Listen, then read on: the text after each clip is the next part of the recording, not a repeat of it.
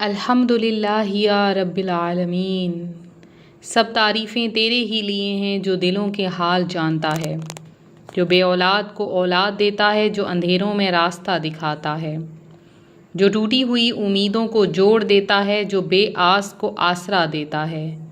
الحمدللہ اے پروردگار، تیرا لاکھ لاکھ شکر ہے کہ تو نے ہمیں ایک اور دن عطا فرمایا، ایک اور سانس دی، ایک اور موقع دیا کہ ہم تیرے ذکر میں مشغول ہوں، تیرا نام اپنوں اور غیر اپنوں تک پہنچائیں۔ آج کے اس مبارک کلام کا آغاز کرتے ہیں روحانی وظائف چینل کی جانب سے، وہ چینل جس نے ہمیشہ غمزدوں کے دلوں میں امید کا دیا جلایا، جس نے ٹوٹی دعاؤں کو جڑنے کا ذریعہ بنایا، جس نے روتی ہوئی ماؤں کی آنکھوں میں ہنسی لوٹائی، جس نے سسکتی ہوئی بہنوں کو سکون دیا۔ آج ہم ایک ایسا موضوع لے کر حاضر ہوئے ہیں جو صرف ایک وظیفہ نہیں بلکہ زندگی بدل دینے والی ایک کنجی ہے، ایک راز ہے، ایک ایسا دروازہ ہے جو کھل جائے تو قسمت کے سارے دروازے بند دریچے کھل جاتے ہیں۔ تو آج ہم بات کر رہے ہیں اس انسان کی بد نصیبی کی جو اپنی اولاد کے لیے یہ وظیفہ نہیں پڑھتا۔ ہاں، سننے والے سن لو، بد نصیب ہے وہ ماں، بد نصیب ہے وہ باپ، بد نصیب ہے وہ عورت، بد نصیب ہے وہ مرد جو یہ کلام نہیں پڑھتا، کیونکہ یہ وہ الفاظ ہیں جو انبیاء نے اپنی اولاد کے لیے مانگے۔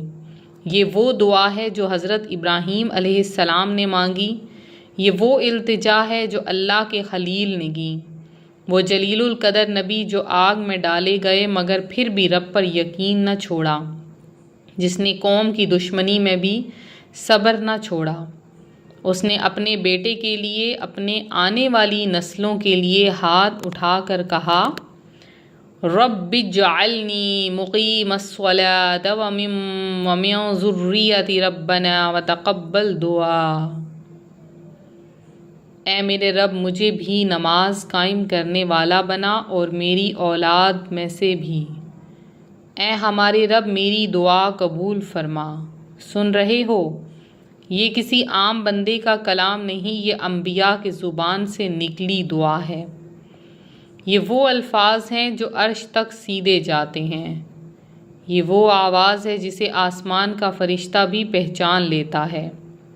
اور افسوس افسوس صد افسوس کہ آج کے ماں باپ فیس بک پر سٹیٹس لگاتے ہیں، ٹک ٹاک پر ناچتے ہیں، کپڑوں پر ہزاروں لگا دیتے ہیں، سینے پر ہاتھ رکھ کر کہتے ہیں کہ میں اپنی اولاد کے لیے کچھ بھی کر سکتا ہوں، مگر جب اللہ کہتا ہے زبان سے چند الفاظ کہہ دے تو زبان بھاری ہو جاتی ہے، نیند آ جاتی ہے، سستی گھیر لیتی ہے۔ کیوں؟ کیونکہ دل مردہ ہو چکے ہیں۔ مگر خوش بخت ہیں وہ لوگ جن کے دل ابھی بھی زندہ ہیں، خوش قسمت ہیں وہ جو آج یہ کلمات سن رہے ہیں، کیونکہ آج ان کی قسمت بدلنے والی ہے۔ تو آؤ اب میں تمہیں ایک سچی داستان سناؤں، ایک عورت کی کہانی، پاکستان کے ایک چھوٹے سے گاؤں میں رہنے والی، جس کا نام سکینہ تھا۔ اس کے گھر میں غربت کا اندھیرا تھا، چولہا کبھی جلتا تھا کبھی نہیں جلتا تھا، شوہر مزدور تھا، دن بھر محنت کرتا مگر کمائی کا آدھا قرضہ اتارنے میں چلا جاتا، اور سب سے بڑا دکھ یہ تھا کہ سکینہ کے 3 بیٹے تھے مگر تینوں نافرمان، نہ نماز، نہ گھر کی عزت، نہ بات کی تمیز۔ محلے والے کہتے کہ اس عورت کی اولاد کے نصیب میں خیر نہیں۔ وہ عورت راتوں کو روتی، چادر میں منہ چھپا کر سسکیاں بھرتی، کبھی دیوار سے ٹیک لگا کر اپنے رب سے کہتی، یا اللہ، میں نے تو کبھی حرام نہیں کھلایا، پھر میری اولاد میں یہ سرکشی کیوں؟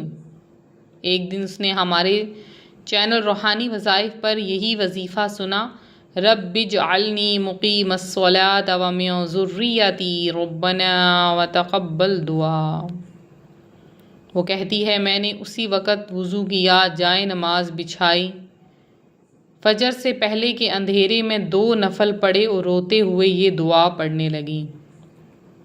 روزانہ فجر کے بعد، ہر نماز کے بعد، اٹھتے بیٹھتے، پکاتے وقت، برتن دھوتے وقت، یہاں تک کہ سوتے وقت بھی یہ الفاظ زبان پر ہوتے۔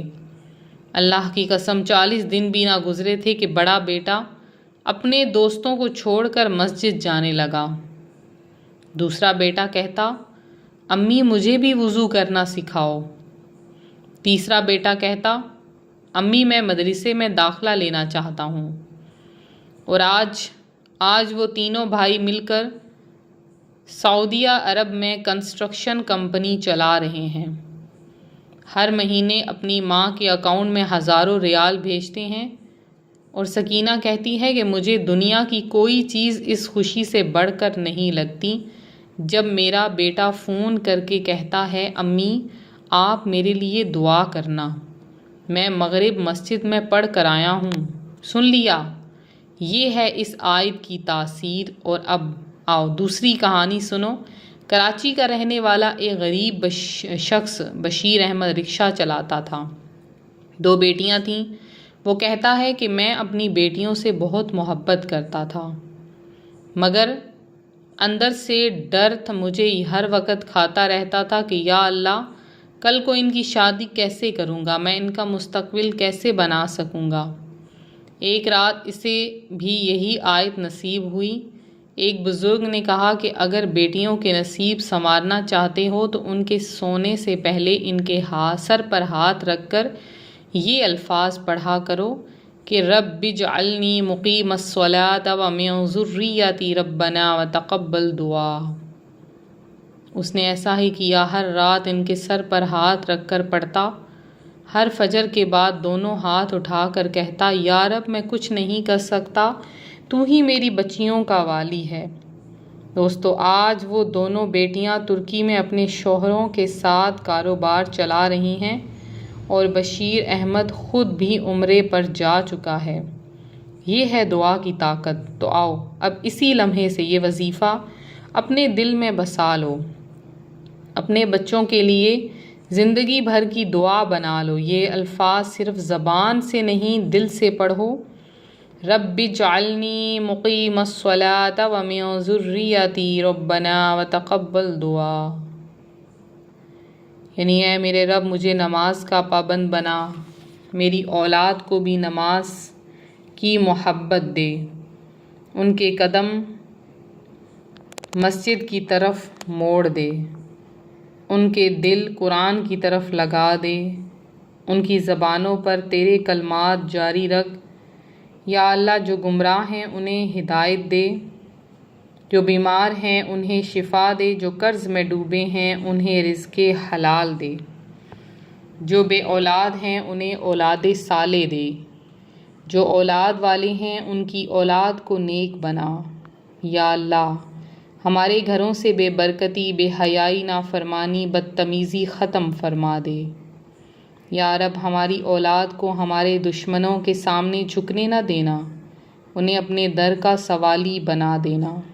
اے اللہ روحانی وظائف چینل کو مزید ترقی دے دے، اسے قیامت تک ہدایت کے سلسلے میں شامل رکھ۔